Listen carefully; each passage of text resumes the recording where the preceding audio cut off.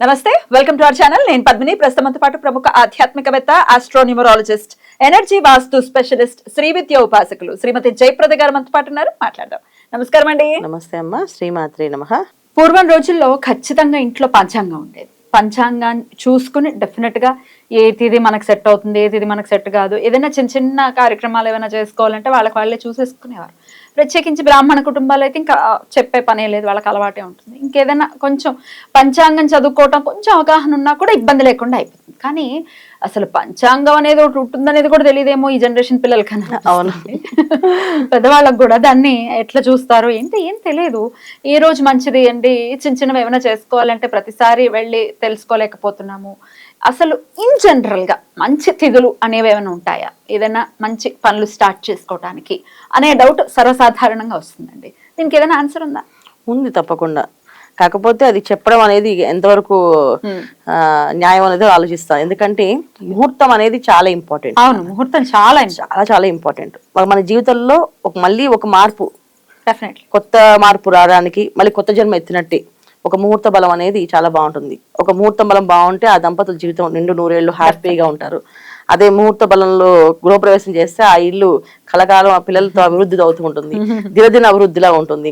So ముహూర్తానికి చాలా priority ఎక్కువ. ఎందుకు అంటే ఆ ముహూర్త బలం వల్ల చాలా విషయాలు మనకి చాలా ఈజీగా జరుగుతుంటాయి. సో అది ముహూర్తం. ఇప్పుడు తిథులు మనం చెప్పేసామంటే వీళ్ళకి ఇంకా ముహూర్తం చూసుకుని ఇది చెప్పారు కదా అని చెప్పి మళ్ళీ ఇబ్బంది పెట్టి మీరు చెప్పేశారు కదా మేము అందుకే అది చేసేసాం, అది కాదు ఇంపార్టెంట్.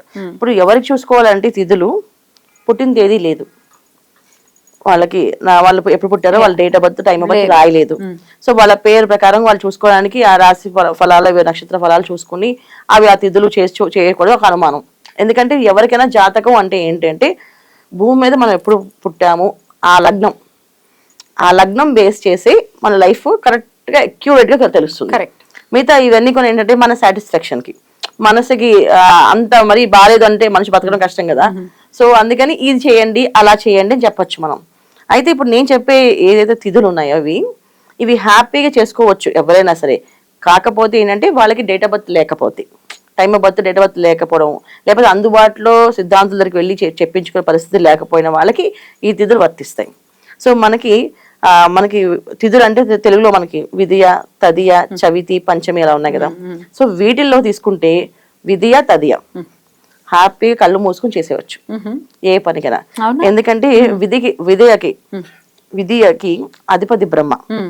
సో బ్రహ్మదేవుడి కదా సృష్టించింది మొత్తం అందరు, నేను ఆయన పెట్టిన ముహూర్తాలే కదా నేను. సో విధియ రోజు చేస్తే విజయాలే సాధిస్తారు. ఏంటి విధాతది అయితే తదియ రోజు పార్వతి అమ్మవారిది, అంటే ప్రకృతి. సో ఆవిడే సృష్టించింది అంతగా. సో అందుకే విధియ తదియ రోజున కళ్ళు మూసుకొని, ఏ పక్షమైనా సరే విద్య తదియాలో మనం ఏమి చూసుకోకుండా చక్కగా చేసుకోవచ్చు. అయితే ఇక్కడ మంగళవారం రాకుండా చూసుకోవాలి. మంగళవారము మళ్ళీ శుక్రవారము రాకుండా. సో మిగతా రోజులు బుధవారం, గురువారం ఇవన్నీ కూడా విద్యా తదియాకి చాలా సూపర్ గా పనిచేస్తాయి. చేసుకోవచ్చు హ్యాపీగా, అంటే కళ్ళు మూసుకొని చేసుకోవచ్చు అనమాట. పాలు పొంగించుకోవచ్చు, వివాహం చేసుకోవచ్చు, ఏమైనా చేసుకోవచ్చు. ఇప్పుడు అద్దెంట్లోకి వెళ్తున్నామండి, దీనికి కూడా అడుగుతారా అని అడిగే పరిస్థితి ఉండొచ్చు. అవును, ప్రతిదానికి కొంతమంది పాపం పిల్లల్ని మార్చినట్టు ఇల్లు మారుస్తూనే ఉంటారు. అవును, సెట్ కాక. అవును, అప్పుడు ఎన్నిసార్లనే ముహూర్తం పెట్టించుకుంటామండి అన్న డౌట్ కూడా వస్తుంది పాలు పొంగించడానికైనా. అలా అని ముహూర్తం లేకుండా మనం వెళ్ళి పాలు పొంగించలేం, మనం స్పీక్ చేస్తుంది కదా. అలాంటి సందర్భంలో విధియ తదియ బెస్ట్ డే. అందులో దుర్ముహూర్తాలు, ఈ రాహుకాలాలు లేకుండా చూసుకోవాలి, కాలాలు చూసుకోవాలి. సో జనరల్ విధియ తదియలో తక్కువ ఉంటాయి ఈ దుర్ముహూర్తాలు, అవి కొన్ని తక్కువ ఉంటాయి. సో మనం ఇవి చక్కగా చూసుకొని చక్కగా చేసుకోవచ్చు. డేట్ ఆఫ్ బర్త్ ఉంది, టైమ్ ఆఫ్ బర్త్ ఉంది, అన్ని ఉన్నాయంటే చక్కగా ముహూర్తం పెట్టించుకోవాలి. ఒక్కసారి ముహూర్తం పెడితే, నిజంగా కరెక్ట్ ముహూర్తం పడితే మళ్ళీ వాళ్ళ సొంత ఇంటికి వెళ్తే తప్ప ఇంకో ఇల్లు మారరు అన్నా కలిసి వస్తాయన్నమాట. సో ముహూర్త బలం అనేది అంత ప్రయారిటీ. జ్యోతిష భాగంలో ముహూర్త భాగం అని సపరేట్ అనమాట. ముహూర్త భాగానికి ఇన్ని రాశారంటే, ఇన్ని లక్షణాలు రాశారంటే అన్ని లక్షణాలు చూసి కరెక్ట్ గా ముహూర్తం పెట్టే వాళ్ళు కావాలి సిద్ధాంతులు. మరి కొంతమందికి విధి ఎప్పుడు వస్తుంది, తది ఎప్పుడు వస్తుంది అనేది కూడా తెలియదు. పౌర్ణమి వెళ్ళిన 3వ రోజు విధియ, అంతేగాని పౌర్ణమి వెళ్ళిన 4వ రోజు తదియ, అమావాస్య అయినా అంతే. అమావాస్య వెళ్ళిన 3వ రోజు విధియ. ఇంకా రాసి పెట్టుకోండి. అమావాస్య పౌర్ణమి తెలుస్తాయి, అవైతే తెలుస్తాయి కదా. చంద్రుడు అయితే చెప్తూ ఉంటాడు కదా, అంతే. నిండుగా చంద్రుడు ఉన్నాడంటే పౌర్ణమి, అమ్మో ఇది కూడా చెప్పాల్సి వస్తుంది. ఎందుకంటే పౌర్ణమి కానీ చాలా మంది ప్రతి పౌర్ణమికి మీరు వెళ్ళి రండి, ఒక ప్రక్రియ చేసి రండి అంటే ఎప్పుడు వస్తుంది మనం పౌర్ణమి అసలు ఎప్పుడు చూడలేదు పౌర్ణమి అని పౌర్ణమి సో నాకు డేట్స్ మీరు పంపిస్తారని అడిగారు నాకు.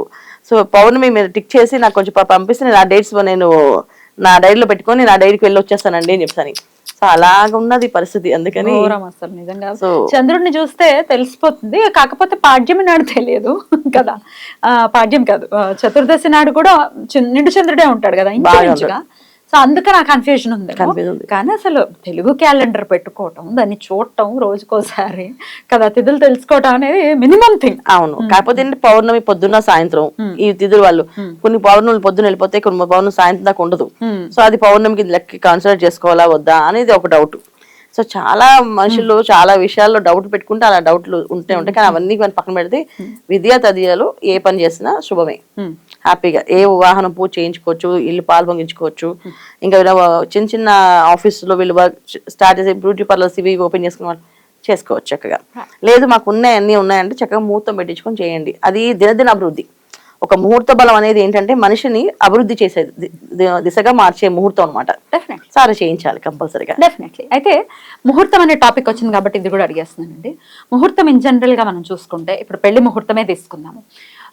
ఏదో అభిజిత్ లగ్నం కనుక పెడితే ఏదో గంట సేపు అని ఏదో పెడతారు, కానీ కరెక్ట్ గా నిమిషాలతో సహా పెట్టే ముహూర్తమే ఉంటుంది జనరల్ గా. అవును. ఆ ముహూర్తం కాకుండా ముహూర్తం దాటిపోయి తర్వాత ఏదో జీలకర్ర బెల్లం పెట్టడమో లేకపోతే తంతు మొదలు పెట్టడమో, ఇంకా ముహూర్తం టైంలో ఇంకా రెడీ అవుతూ కూర్చోటమో, లేట్ అయిపోవటం, ఇట్లాంటివి జరుగుతూ ఉంటాయి. దీన్ని ఎట్లా అర్థం చేసుకోవచ్చు అండి? అంటే ఆశ్చర్యం అనిపిస్తుంది ఫాలో చేసే వాళ్ళకి మాత్రం. ఇప్పుడు చేశారు అంటే అది ఇంకా వాళ్ళకి ముహూర్త బలం అంత పెట్టే వాళ్ళు కరెక్ట్ గా పెట్టలేదు, జరగలేదు. రెండు వీళ్ళకి ఆ యోగం లేదు. ఒకవేళ ముహూర్త బలం పెట్టిన మంచి ఆయన బాగా సూపర్ పెట్టారు, కానీ వీళ్ళకి ఆ యోగం లేదు ప్రస్తుతం. భార్యాభర్తలు ఇద్దరు నంబర్ కాంబినేషన్స్ లో యాంటీ కాంబినేషన్స్ కానీ భార్యాభర్తల మధ్యలో ఆ నక్షత్రాలు కానీ ఏమైనా కలవకపోయినా, జాతకం కలవకపోయినా వీళ్ళకి ఆ ఇబ్బంది కలుగుతుంది, ముహూర్తం దాటుతుంది.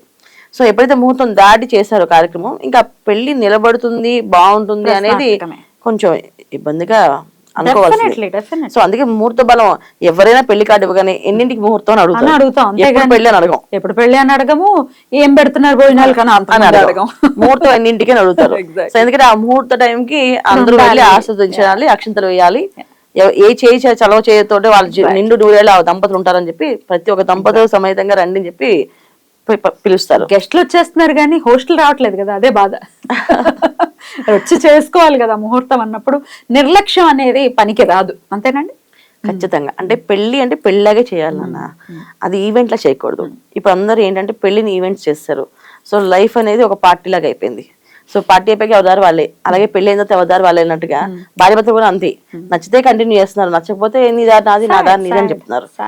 సో అలాంటి ఇబ్బంది రావడానికి కారణం ఏంటంటే మనం పెళ్లికి ఎంత ఖర్చు పెడతారో కానీ జాతకాలకి ముహూర్తాలకి ఖర్చు పెట్టుకోరు వీళ్ళు.